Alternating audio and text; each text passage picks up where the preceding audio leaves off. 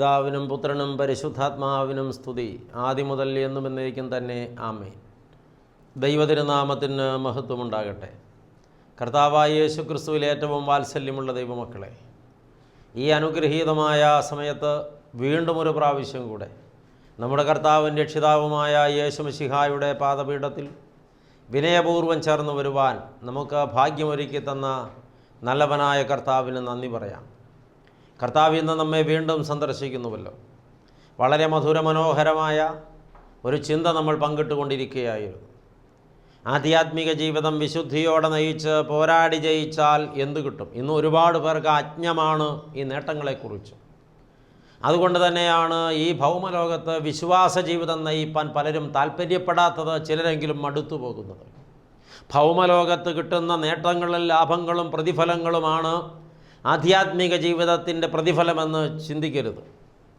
ഈ ലോകത്ത് നേട്ടം കിട്ടുമ്പോൾ, ഈ ലോകത്ത് ജോലി കിട്ടുമ്പോൾ, വിദേശത്ത് പോകാൻ വിസ കിട്ടുമ്പോൾ, അല്ലെങ്കിൽ മക്കളെ ലഭിക്കുമ്പോൾ, അതുമല്ലെങ്കിൽ ആഗ്രഹങ്ങൾ സഫലമാകുമ്പോൾ ഇതാണ് വിശ്വാസ ജീവിതത്തിൻ്റെ പ്രതിഫലമെന്ന് നനയ്ക്കരുത്. അത് വിശ്വാസിക്കും കിട്ടുന്നുണ്ട്, അവിശ്വാസിക്കും കിട്ടുന്നുണ്ട്. ഇല്ലെന്ന് ആർക്ക് പറയാനാകും? ദൈവവിശ്വാസമില്ലാത്തവർക്കും വിസ കിട്ടുന്നുണ്ട്, മക്കളെ കിട്ടുന്നുണ്ട്, വിവാഹം നടക്കുന്നുണ്ട്, സ്വത്ത് വാങ്ങാൻ കഴിയുന്നുണ്ട്, വീട് പണിയാൻ കഴിയുന്നുണ്ട്. ദൈവമക്കളെ, ലോകപ്രകാരമുള്ള നേട്ടങ്ങൾ വിശ്വാസ ജീവിതത്തിനുള്ള പ്രതിഫലമല്ല. എന്നാൽ ഇതൊക്കെ ദൈവത്തിൻ്റെ അനുഗ്രഹത്താൽ ലഭിക്കുന്നു എന്ന് നാം തിരിച്ചറിയണം. യഥാർത്ഥത്തിൽ ഒരാൾ ആത്മീക ജീവിതത്തിൽ കളങ്കം പറ്റാതെ വിശുദ്ധി കൈവിടാതെ പോരാടി നിന്ന് ജയിച്ചാൽ സ്വർഗത്തിൽ ലഭിക്കാൻ പോകുന്ന വിലമതിക്കാനാകാത്ത പ്രതിഫലത്തെക്കുറിച്ചാണ് നാം മനനം ചെയ്തുകൊണ്ടിരുന്നത്.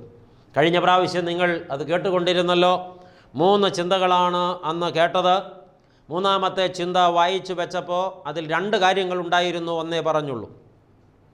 ഒന്നാമത് പറഞ്ഞത് അവിടെ ജയാളികളായി ചെല്ലുന്നവർക്കൊക്കെ വെള്ളയുടുപ്പ് ധരിക്കാൻ കൊടുക്കുമെന്നാണ്. അത് കർത്താവിൻ്റെ മണവാട്ടിയുടെ വേഷമാണെന്ന് നമ്മൾ കണ്ടു.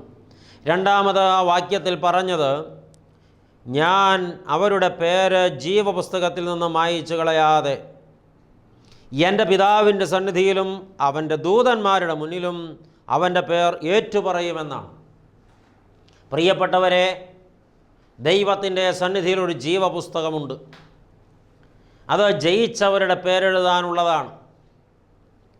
ഈ ഭൗമലോകത്ത് വിശ്വാസ ജീവിത പോരാട്ടത്തിൽ തളർന്നു പോകാതെ, മടുത്തു പോകാതെ, പിന്മാറിപ്പോകാതെ, നിരാശപ്പെടാതെ, വിശുദ്ധി കൈവിടാതെ, ലോക ഇമ്പങ്ങളിൽ മുഴുകാതെ, പാപ ഇമ്പങ്ങളിൽ മുഴുകാതെ, വൈരാഗ്യബോധം വെച്ചുകൊണ്ടിരിക്കാതെ, ആരെയും വെറുക്കാതെ, എല്ലാവരോടും ക്ഷമിച്ച്, ക്ഷമ കൊടുക്കേണ്ടവർക്ക് ക്ഷമ കൊടുത്ത്, ക്ഷമ ചോദിക്കേണ്ടവരോട് ക്ഷമ ചോദിച്ച്, വിശ്വാസ ജീവിതത്തിൽ പതരാതെ, ആത്മീയ പോഷണം ജീവിതത്തിൽ അനുഭവിച്ച് മുന്നേറി ജയാളികളായവർക്ക് അവരുടെ പേര് ദൈവം ജീവപുസ്തകത്തിൽ എഴുതി ചേർത്തിട്ടുണ്ട്. ഒരാൾ പാപജീവിതം ഉപേക്ഷിച്ച് കർത്തൃസന്നിധിയിലേക്ക് ചുവടുമാറി ജീവിതം കർത്താവിന് സമർപ്പിച്ച് വെള്ളം കൊണ്ടും ആത്മാവ് കൊണ്ടും കഴുകപ്പെട്ട് വിശുദ്ധ മാമോദീസ സ്വീകരിച്ച് യേശു ക്രിസ്തുവിനോട് ചേർക്കപ്പെട്ട് സഭയോട് ചേർക്കപ്പെട്ട് ദൈവത്തോട് ചേർക്കപ്പെട്ട് ദൈവരാജ്യത്തിലെ പ്രജയാകുന്ന നാളിൽ ജീവപുസ്തകത്തിൽ പേരെഴുതി ചേർക്കുന്നതാണ്. ഇവിടെ പറഞ്ഞതനുസരിച്ച് ജീവപുസ്തകത്തിൽ പേരെഴുതി ചേർത്താലും ചിലരുടെ പേര് പ്രത്യേക സാഹചര്യത്തിൽ അതിൽ നിന്ന് മായിച്ചു കളയാൻ സാധ്യതയുണ്ട്. ഒരിക്കൽ ജീവപുസ്തകത്തിൽ പേരെഴുതിയത് കൊണ്ട് ഇനി ഒരു കാലത്തും എൻ്റെ പേരതിൽ നിന്ന് മാഞ്ഞു പോകുകയില്ല എന്ന് ആരും ധരിക്കരുത്. ജയിക്കുന്നവരുടെ പേര് ഞാൻ ഒരു കാലത്തും ജീവപുസ്തകത്തിൽ നിന്ന് മായിച്ചു കളയുകയില്ല എന്ന് യേശു കർത്താവ് സാക്ഷ്യപ്പെടുത്തുമ്പോൾ ജയിക്കാത്തവരുടെ പേര് മായിച്ചു കളയുമെന്നല്ലേ ആ പറഞ്ഞതിൻ്റെ അർത്ഥം? അപ്പോൾ ഒരിക്കൽ എൻ്റെ പേര് ജീവപുസ്തകത്തിൽ എഴുതിയത് കൊണ്ട് ഇനി എനിക്കൊന്നും പേടിക്കാനില്ല, എൻ്റെ പേരൊരു കാലത്തും ജീവപുസ്തകത്തിൽ നിന്ന് മാഞ്ഞു പോകുകയില്ലെന്നാരും ധരിക്കരുത്. ജീവപുസ്തകത്തിൽ പേരെഴുതി ചേർത്തതിന് ശേഷം പാപം ചെയ്യുമ്പോൾ, തിന്മ പ്രവർത്തിക്കുമ്പോൾ, വ്യഭിചാര സുഖങ്ങളിൽ മുഴുകുമ്പോൾ, ഈ അധാർമികത പ്രവർത്തിക്കുമ്പോൾ, മദ്യപാനത്തിൽ മലിനപ്പെടുമ്പോൾ, അശുദ്ധിയിൽ ഇമ്പപ്പെടുമ്പോൾ ആ ആളുടെ പേര് ജീവപുസ്തകത്തിൽ നിന്ന് അയാളുടെ ക്രിയകളാകുന്ന പാപത്തിൻ്റെ കറകളാൽ മായ്ക്കപ്പെടുന്നു. ദൈവമക്കളെ, എന്നാൽ അവസാനം വരെ കർത്താവ് അത് തടഞ്ഞു വയ്ക്കും. അനുദപിക്കുമോ, മടങ്ങി വരുമോ, മാനസാന്തരപ്പെടുമോ, തിരുത്തപ്പെടുമോ എന്ന് കാത്തിരിക്കും. അവസരങ്ങൾ കൊടുക്കും, ഉപദേശം കൊടുക്കും, സന്ദർശിക്കും, ശാസിക്കും, ചിലപ്പോൾ ശിക്ഷിക്കും. ഏതൊക്കെ അവസരങ്ങൾ കൊടുത്തിട്ടും ലഭിച്ച അവസരങ്ങളൊന്നും ഉപയോഗപ്പെടുത്താതെ പാപത്തിൽ രമിച്ചും രസിച്ചും പാപത്തെ ആസ്വദിച്ചും അതിൽ മുങ്ങിയും പിശാചിന് ജീവിതം പണയപ്പെടുത്തി പാപത്തിൽ ഓട്ടം പൂർത്തിയാക്കുന്നവരുടെ പേര് അവർ മരണസമയത്തെങ്കിലും അനുദപിച്ചിട്ടില്ലെങ്കിൽ മായിച്ചു കളയപ്പെട്ടേക്കാം. കളയുമെന്ന് പറയാൻ ഞാൻ ആരുമല്ല. ആരുടെയും പേര് മായിച്ചു കളയാതിരിക്കട്ടെ, മായിക്കപ്പെടാതിരിക്കട്ടെ. എന്നാൽ ജയിക്കുന്നവരുടെ പേര് ഒരു നാളും ഞാൻ മായിച്ചു കളയുകയില്ല. പോരാടി ജയിച്ചാൽ എന്ത് കിട്ടുമെന്നല്ലേ ചോദ്യം. ജീവപുസ്തകത്തിലെ പേര് നിലനിൽക്കും. ജീവപുസ്തകത്തിൽ പേരുള്ളവരൊക്കെ ഭാഗ്യവാന്മാരാണ്. അവരുടെ പേര് അവിടെ വിളിക്കപ്പെടും. പേർ വിളിച്ച് അവരെ ആദരിക്കും. എല്ലാവർക്കും ദൈവം പേർ വിളിച്ചാണ് അവിടെ കിരീടങ്ങൾ കൊടുക്കുക. പേർ വിളിച്ചാണ് അവരെ ഓരോരുത്തരെയും അഭിനന്ദിക്കുക. പുതിയ പേര് കൊടുക്കുമെന്ന് കഴിഞ്ഞ പ്രാവശ്യം കേട്ടല്ലോ. ദൈവമക്കളെ, ആ പേരവിടെ നിലനിൽക്കുവോളം ദൈവരാജ്യത്തിൻ്റെ പ്രജകളാണെന്ന വലിയ അവകാശത്തിലേക്ക് ആ ആളുകൾ ചേർന്ന് നിൽക്കുകയാണ്.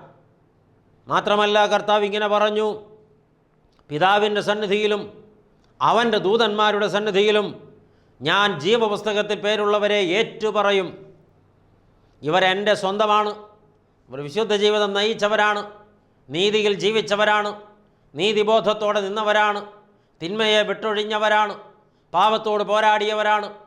ആസ്വദിക്കാൻ അനവധി അവസരങ്ങൾ ജീവിതത്തിലുണ്ടായിരുന്നിട്ടും ജഡീക പാപാസ്വാദനങ്ങൾക്ക് ജീവിതം പണയപ്പെടുത്താതെ വീറോടെ പോരാടി വിശുദ്ധി സൂക്ഷിച്ചവരാണ് എന്ന് ദൈവമായ കർത്താവ് പിതൃസന്നിധിയിലും അവൻ്റെ ദൂതന്മാരുടെ മുമ്പിലും സാക്ഷ്യപ്പെടുത്തും. ജയിക്കുന്നവരുടെ പേര്. ഹല്ലേലൂയ. ദൈവമക്കളെ, എത്ര ഭാഗ്യകരമാണ് ഈ അവസ്ഥ. ഇത് ലഭിക്കുവാൻ വിളിക്കപ്പെട്ടിരിക്കുന്നവരാണ് നമ്മൾ. അതുകൊണ്ട് പോരാടുക, പോരാട്ടത്തിൽ മടുത്തു പോകാതിരിക്കുക. വീണ്ടും ജയിച്ചാൽ എന്തു കിട്ടും, എന്താണ് പ്രതിഫലമെന്ന് ചോദിക്കുന്നതിന് നാലാമതൊരു ഉത്തരം വെളിപ്പാട് പുസ്തകം 3-ാം അധ്യായത്തിൻ്റെ 12-ാമത്തെ തിരുവചനം കേൾക്കുക. ജയിക്കുന്നവനെ ഞാൻ എൻ്റെ ദൈവത്തിൻ്റെ ആലയത്തിൽ ഒരു തൂണാക്കും. അവനൊരിക്കലും അവിടെ നിന്ന് പോകയില്ല. എൻ്റെ ദൈവത്തിൻ്റെ നാമവും എൻ്റെ ദൈവത്തിൻ്റെ പക്കൽ നിന്ന് സ്വർഗത്തിൽ നിന്ന് തന്നെ ഇറങ്ങുന്ന പുതിയ യെരുശലേം എന്ന എൻ്റെ ദൈവത്തിൻ്റെ നഗരത്തിൻ്റെ നാമവും എൻ്റെ പുതിയ നാമവും ഞാൻ അവൻ്റെ മേലെഴുതും. ഹോ, എത്ര വലിയ ഭാഗ്യം! ഒരിക്കലും പിന്നെ ദൈവാലയം വിട്ടു പോകേണ്ടി വരില്ലെന്ന്, ദൈവത്തിൻ്റെ ആലയത്തിൻ്റെ തൂണാക്കി നിർത്തുമെന്ന്, മുഴുസമയം ദൈവത്തെ കണ്ടുകൊണ്ടിരിക്കാമെന്ന്, ദൈവ സാന്നിധ്യത്തിലായിരിക്കാമെന്ന്, ദൈവത്തെ ആസ്വദിക്കാമെന്ന്, ദൈവത്തെ അനുഭവിക്കാമെന്ന്, ദൈവത്തെ ആരാധിച്ചുകൊണ്ടേയിരിക്കാമെന്ന്. മാത്രമല്ല, ആ തൂണിന്മേൽ എഴുതുന്ന ചില കാര്യങ്ങൾ വ്യക്തമായി കർത്താവ് പറഞ്ഞല്ലോ. എൻ്റെ ദൈവത്തിൻ്റെ നാമം ഞാൻ അവൻ്റെ മേലെഴുതും. ദൈവത്തിൻ്റെ നാമം നമ്മുടെ മേലെഴുതും. നാം ജയിച്ചാൽ അത് മായ്ഞ്ഞു പോകാത്ത അക്ഷരങ്ങളിൽ എഴുതും, അച്ചിൽ കൊത്തിയതുപോലെ എഴുതും. ദൈവനാമം മുദ്രയിടപ്പെടേണ്ടവരാണ് നമ്മൾ. തീർന്നില്ല. എൻ്റെ ദൈവത്തിൻ്റെ പക്കൽ നിന്ന് സ്വർഗത്തിൽ നിന്ന് ഇറങ്ങുന്ന പുതിയ യെരുശലേം നഗരത്തിൻ്റെ നാമവും ഞാൻ അവൻ്റെ മേലെഴുതും. ദൈവത്തിൻ്റെ ആലയത്തിൽ തൂണായി നിർത്തി അവൻ്റെ മേലെഴുതും. വരാനിരിക്കുന്ന സ്വർഗ യെരുശലേമിൻ്റെ നാമം. തീർന്നില്ല. ഞാൻ എൻ്റെ പുതിയ നാമവും അവൻ്റെ മേലെഴുതും. പിതാവാം ദൈവത്തിൻ്റെ നാമം എഴുതപ്പെടേണ്ടവരാണ് നമ്മൾ. പുത്രൻ തമ്പുരാൻ്റെ പുതിയ നാമം എഴുതപ്പെടേണ്ടവരാണ് നമ്മൾ. ജയാളിയായ രാജാവിൻ്റെ നാമം കോറിയിടപ്പെടേണ്ട പ്രതലങ്ങളാണ് നമ്മൾ. വരാനിരിക്കുന്ന മഹാഭാഗ്യമാകുന്ന പുതിയ യെരുശലേം പട്ടണത്തിൻ്റെ പേര് നമ്മുടെ മേൽ എഴുതപ്പെടാനിരിക്കുന്നു. ഭാഗ്യകരമായ ദൈവത്തിൻ്റെ നിത്യാലയത്തിൻ്റെ തൂണായി നിർത്തുമെന്ന്. പോരാടാൻ മടിക്കേണ്ട. പാപത്തോട് പോരാടി ലോകത്തിൻ്റെ ഇമ്പങ്ങളും ആസ്വാദനങ്ങളും നഷ്ടപ്പെടുത്തുമ്പോൾ ബുദ്ധിമാന്മാരെന്ന് നടിക്കുന്നവർ ചുറ്റും വട്ടം കൂടി നിന്ന് പരിഹസിക്കുന്നുവെങ്കിൽ അതിൽ പതറണ്ട, ഹൃദയപൂർവ്വം ചിരിക്കുക. അവർ നിന്നെ പരിഹസിക്കുമ്പോൾ നീ ചളുങ്ങുകയല്ല വേണ്ടത്. ഈ മഹാഭാഗ്യമൊക്കെ നഷ്ടപ്പെടുത്തുന്ന അവരുടെ അവസ്ഥയോർത്ത് ഊറിച്ചിരിക്കുകയാണ് വേണ്ടത്. കഴിയുമെങ്കിൽ അവരോട് പറയണം, മഹാഭാഗ്യം നേടാൻ വേണ്ടിയാണ് ഞാനിതൊക്കെ ത്യജിക്കുന്നത്. നിങ്ങളിവിടെ ഭാഗ്യമെന്നെണ്ണുന്നതെല്ലാം താൽക്കാലികമാണ്, അത് നഷ്ടപ്പെട്ടു പോകും, അത് നശിച്ചു പോകും. നിത്യമായ മഹാഭാഗ്യം ഒരുക്കപ്പെട്ടിട്ടുണ്ട്. വചനത്തിൽ വ്യക്തമായ വാഗ്ദാനമുണ്ട്. അത് അനുഭവിക്കാൻ എനിക്ക് ഉറപ്പുണ്ട്. അതുകൊണ്ടാണ് ഞാൻ ഈ ജഡീക സുഖങ്ങളെയും ലോകാസ്വാദനങ്ങളെയും പാപയിമ്പങ്ങളെയും വെറുത്ത് വേണ്ടെന്ന് വയ്ക്കുന്നത്. ഞാൻ മഠയനായതുകൊണ്ടല്ല, ബുദ്ധിമാനായതുകൊണ്ടാണെന്ന് പറയാനുള്ള ആർജവത്വം നേടണം. ദൈവമക്കളെ, ജയിക്കുന്നവനെ ദൈവത്തിൻ്റെ ആലയത്തിൽ തൂണാക്കും. ദൈവനാമം അവൻ്റെ മേൽ എഴുതും. വരാനിരിക്കുന്ന പുതിയ യെരുശലേം പട്ടണത്തിൻ്റെ നാമം അവൻ്റെ മേൽ എഴുതും, അവളുടെ മേൽ എഴുതും. ദൈവമക്കളെ, വീണ്ടും കർത്താവ് തൻ്റെ പുതിയ നാമവും എഴുതും. ഈ ഭാഗ്യകരമായ അനുഭവത്തിലേക്ക് വിളിക്കപ്പെട്ടിരിക്കുന്നവരാണ് ജയിക്കാൻ തീരുമാനിച്ചവർ. ജയിച്ചാൽ എന്ത് കിട്ടുമെന്ന് ചോദിച്ചാൽ അഞ്ചാമതൊരു ഉത്തരം വെളിപ്പാട് പുസ്തകത്തിലെ 3-ാം അധ്യായത്തിൻ്റെ 21-ാമത്തെ തിരുവചനത്തിലുണ്ട്. ജയിക്കുന്നവന് ഞാൻ എന്നോടുകൂടെ എൻ്റെ സിംഹാസനത്തിൽ ഇരിപ്പാൻ വരം നൽകും. ഞാനും ജയിച്ച് എൻ്റെ പിതാവിനോടുകൂടെ അവൻ്റെ സിംഹാസനത്തിൽ ഇരുന്നതുപോലെ തന്നെ. കർത്താവായ യേശുക്രിസ്തു ഈ ലോകത്ത് പാപത്തോട് പോരാടി ജയിച്ചവനാണ്, പിശാചിനോട് പോരാടി ജയിച്ചവനാണ്, തിന്മയോട് പോരാടി ജയിച്ചവനാണ്. അങ്ങനെ ക്രൂശിലെ യാഗത്താൽ ജയാളിയായ പുത്രൻ തമ്പുരാൻ തൻ്റെ പിതാവിനോടുകൂടെ പിതൃസിംഹാസനത്തിൽ ഇരുന്നു എന്നവൻ അടയാളപ്പെടുത്തുന്നു. ഞാൻ ഇരുന്നതുപോലെ എനിക്ക് വേണ്ടി എന്നിലുള്ള വിശ്വാസത്തെ പ്രതി ലോകത്ത് പോരാടി രക്തം ചൊരിഞ്ഞ് ജീവൻ വച്ച് ഈ ലോകത്തിന് അനുരൂപരാകാതെ ആത്മീക പോരാട്ടത്തിൽ വലിയ നേട്ടമുണ്ടാക്കിയ സകലർക്കും ജയിച്ചു വന്നാൽ ഞാൻ എന്നോടുകൂടെ എൻ്റെ സിംഹാസനത്തിൽ അവരെ ഇരുത്തും. ഹാലേലുയ ഹാലേലുയ എന്ന് 1000 വട്ടം വിളിച്ചു പറയാൻ ഉള്ളം വെമ്പൽ കൊള്ളുകയാണ് പ്രിയപ്പെട്ടവരെ. എങ്ങനെയാപ്പോൾ ഇത് കേൾക്കുമ്പോൾ അവനെ ആരാധിക്കാതിരിക്കും? ഇത് മുൻകൂട്ടി പ്രഖ്യാപിച്ചിട്ടാണ് കർത്താവ് പോയിട്ടുള്ളത്. പറഞ്ഞിട്ടുണ്ടല്ലോ, യോഹന്നാൻ എഴുതിയ രക്ഷാസുവിശേഷം 14-ാം അധ്യായത്തിൽ, ഞാൻ പോകുന്നതാണ് നിങ്ങൾക്ക് നല്ലത്. ഞാൻ പോയി നിങ്ങൾക്ക് വേണ്ടി ഇടമൊരുക്കാൻ പോകുകയാണ്, സ്ഥലമൊരുക്കാൻ പോകുകയാണ്, കൊട്ടാരങ്ങൾ ഒരുക്കാൻ പോകുകയാണ്. ഞാൻ പോയി നിങ്ങൾക്ക് വേണ്ടി സ്ഥലമൊരുക്കി കഴിഞ്ഞാൽ ഞാൻ മടങ്ങി വന്ന് ഞാൻ ഇരിക്കുന്ന ഇടത്ത് എന്നോടുകൂടെ നിങ്ങളെയും ഇരുത്താൻ ഞാൻ വീണ്ടും വന്ന് നിങ്ങളെ കൂട്ടിക്കൊണ്ടുപോകുമെന്നാണ് വാഗ്ദത്തം. അങ്ങനെ കൊണ്ടുപോയി തൻ്റെ സിംഹാസനത്തിൽ തന്നോടുകൂടെ ഇരുത്തും. എന്ന് വെച്ചാൽ രാജാധിരാജൻ മഹത്വവാനുമായ സ്വർഗരാജാവിരിക്കുന്ന സിംഹാസനത്തിൽ അവനോടുകൂടെ ഇരുത്തുമെന്ന് പറഞ്ഞാൽ അവൻ്റെ റാണിയായി, അവൻ്റെ പങ്കാളിയായി അവനോടുകൂടെ ഇരുത്തുമെന്നാണ് ആ പറഞ്ഞ ആ വാക്കിൻ്റെ അർത്ഥം. അപ്പോൾ പോരാടാൻ മടിക്കല്ലേ. വലിയ പോരാട്ടം പോരാടി ജയിച്ചാൽ ദൈവസിംഹാസനത്തിൽ ദൈവത്തോടുകൂടെ ഇരിക്കാൻ, കർത്തൃസിംഹാസനത്തിൽ കർത്താവിനോടുകൂടെ ഇരിപ്പാൻ, സ്വർഗമണവാളൻ്റെ സിംഹാസനത്തിൽ സ്വർഗമണവാളനോടുകൂടെ ഇരിപ്പാൻ ഭാഗ്യം ലഭിക്കും. അതുകൊണ്ട് പോരാടുന്നവരെ, അതിനുവേണ്ടി തളരുന്നവരെ, കഷ്ടപ്പെടുന്നവരെ, സാധ്യതകളും സുഖലോലുപതകളും വെറുക്കുന്നവരെ, ഉപേക്ഷിക്കുന്നവരെ തളർന്നു പോകല്ലേ.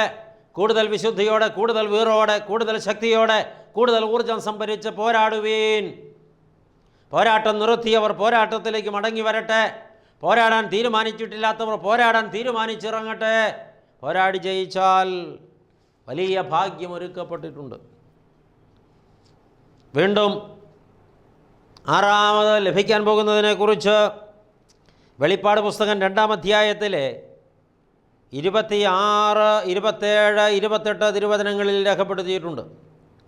ജയിക്കുകയും ഞാൻ കൽപ്പിച്ച പ്രവൃത്തികളെ അവസാനത്തോളം അനുഷ്ഠിക്കുകയും ചെയ്യുന്നവന് എൻ്റെ പിതാവ് എനിക്ക് തന്നതുപോലെ ഞാൻ ജാതികളുടെ മേൽ അധികാരം കൊടുക്കും. അവൻ ഇരുമ്പുകോൽ കൊണ്ട് അവരെ മേയ്ക്കും. അവർ കുശവൻ്റെ പാത്രങ്ങൾ പോലെ നുറുങ്ങിപ്പോകും. ഞാൻ അവന് ഉദയനക്ഷത്രവും കൊടുക്കും. ദൈവമക്കളെ, ജാതികളുടെ മേൽ യേശു കർത്താവിന് പിതാവ് അധികാരം കൊടുത്തതുപോലെ യേശുവിലുള്ള വിശ്വാസത്താൽ വിശുദ്ധ പോരാട്ടത്തിൽ കളങ്കപ്പെടാതെ ജയിക്കുന്നവർക്ക് യേശു ജാതികളുടെ മേൽ അധികാരം കൊടുക്കും. ജാതികളുടെ മേൽ അധികാരം ലഭിക്കാനിരിക്കുന്നു ജയാളികൾക്ക്. മാത്രമല്ല ഉദയനക്ഷത്രവും കൊടുക്കുമെന്നാണ് കർത്താവിൻ്റെ കൽപ്പന.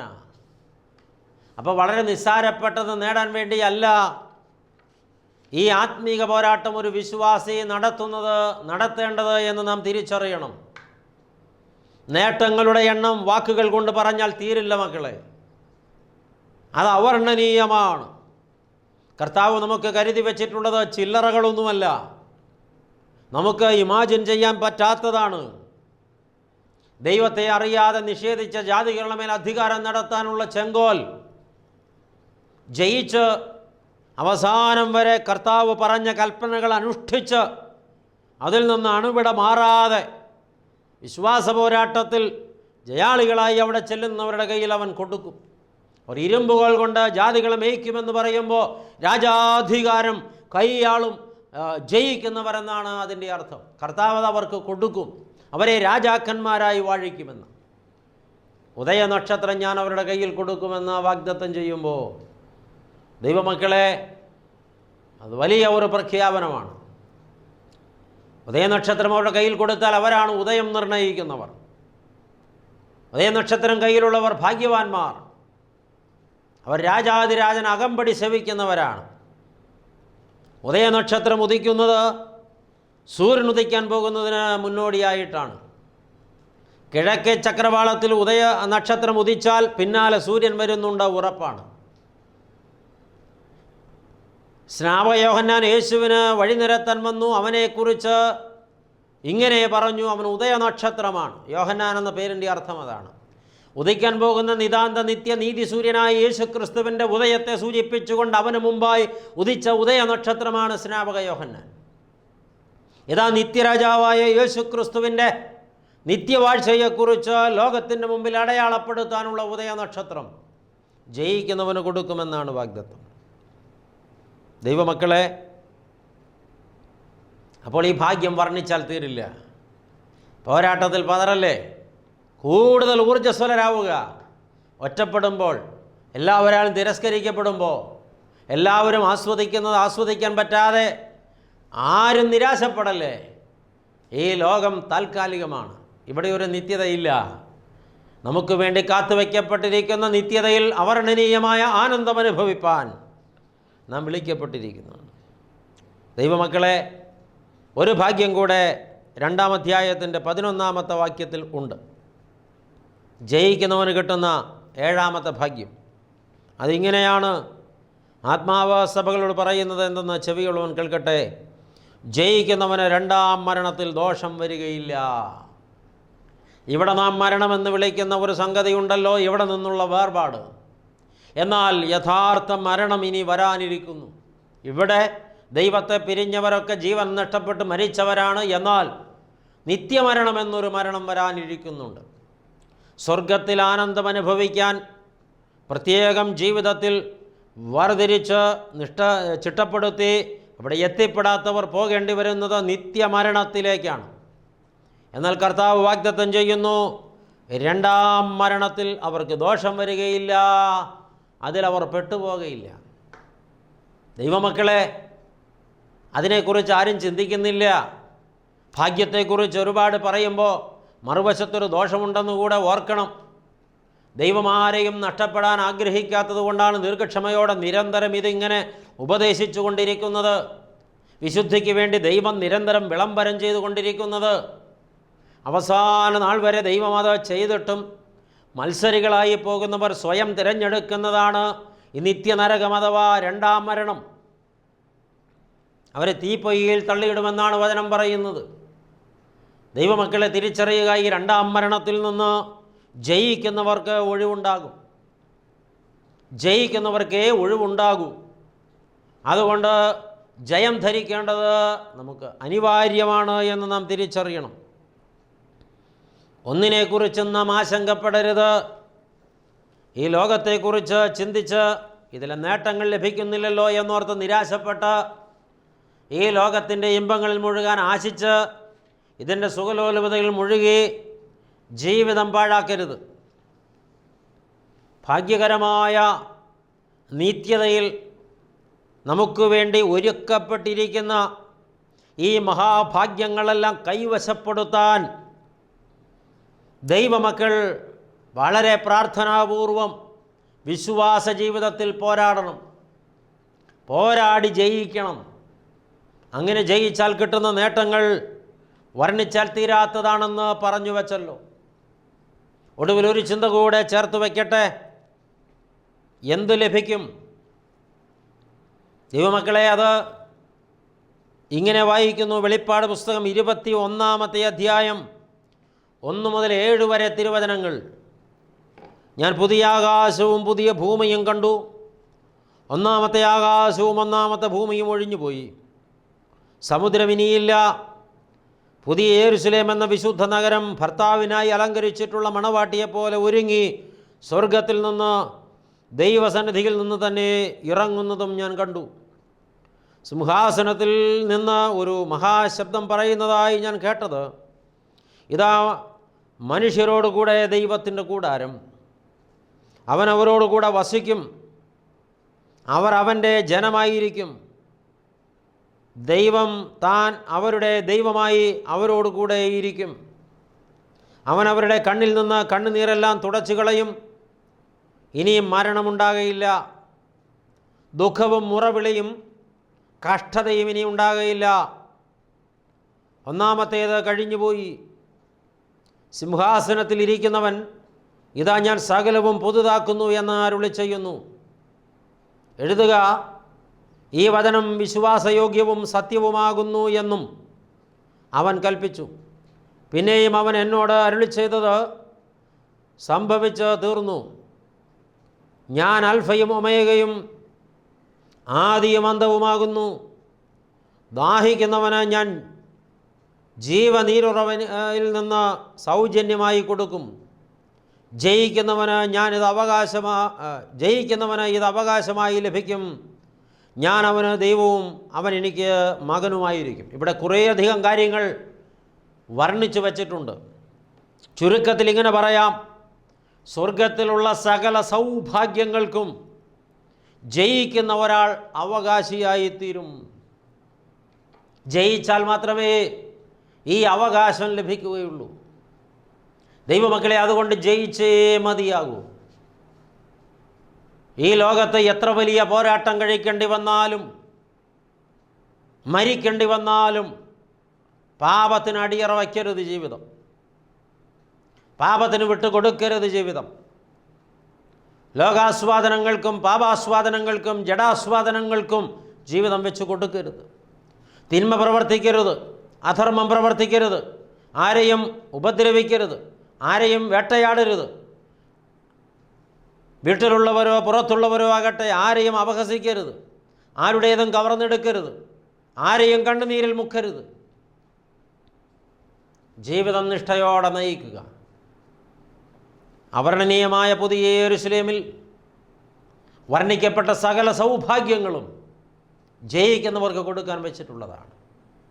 ദൈവമക്കളെ, ഇത്ര വലിയ ഭാഗ്യം നമുക്ക് വേണ്ടി കാത്തുവച്ചിരിക്കുന്നവൻ ഇതെല്ലാം നമ്മളെ ഓർമ്മിപ്പിച്ച് പഠിപ്പിക്കുമ്പോൾ ഈ ലോകത്ത് യേശുക്രിസ്തുവിന് വേണ്ടി ജീവിച്ച് വിശ്വാസ പോരാട്ടത്തിൽ, വിശുദ്ധിക്ക് വേണ്ടിയുള്ള പോരാട്ടത്തിൽ പതറാതെ നിന്നാൽ അതിന് ലഭിക്കാനിരിക്കുന്ന അനുഗ്രഹങ്ങൾ, അതിന് ലഭിക്കാനിരിക്കുന്ന സൗഭാഗ്യങ്ങൾ, അതിന് ലഭിക്കാനിരിക്കുന്ന പ്രതിഫലങ്ങൾ വർണ്ണിച്ചാൽ തീരാത്തതാണെന്ന് നമുക്ക് ബോധ്യപ്പെടുമ്പോൾ ദൈവമക്കളെ, ഈ മഹാഭാഗ്യത്തിനായി നമുക്ക് പ്രാർത്ഥനാപൂർവ്വം ഒരുങ്ങാം.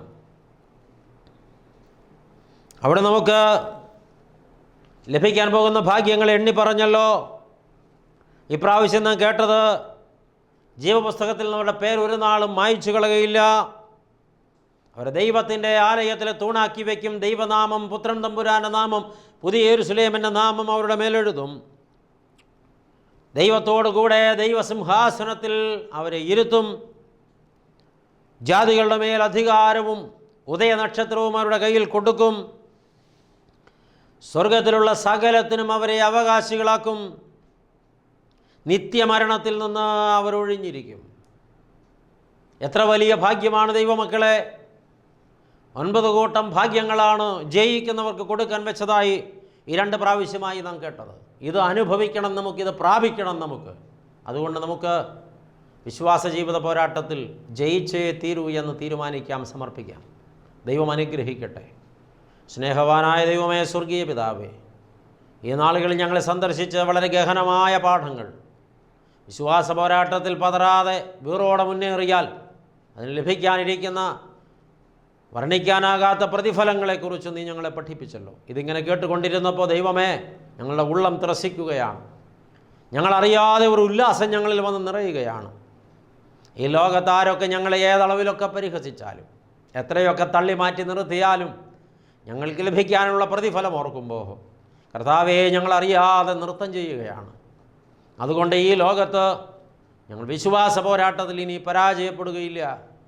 എന്തു വില കൊടുത്ത് ഞങ്ങൾ ജയിക്കും. ഞങ്ങൾ തിരുസന്നിധിയിൽ വരും. വാഗ്ദത്തം ചെയ്ത സകല സൗഭാഗ്യങ്ങളും ഞങ്ങൾ പ്രാപിക്കും. അതിനായി ഞങ്ങൾ ഒരുങ്ങട്ടെ. ഞങ്ങളെ ശക്തീകരിച്ച് കൂടെ ഇരിക്കണമേ. പ്രാർത്ഥന കേട്ടതുകൊണ്ട് സ്തോത്രം. ഞങ്ങൾ നിനക്കും നിൻ്റെ പിതാവിനും പരിശുദ്ധാത്മാവിനും സ്തുതി സ്തോത്രങ്ങൾ അർപ്പിക്കുന്നു, ഇപ്പോഴും എപ്പോഴും എന്നേക്കും തന്നെ. ആമേൻ.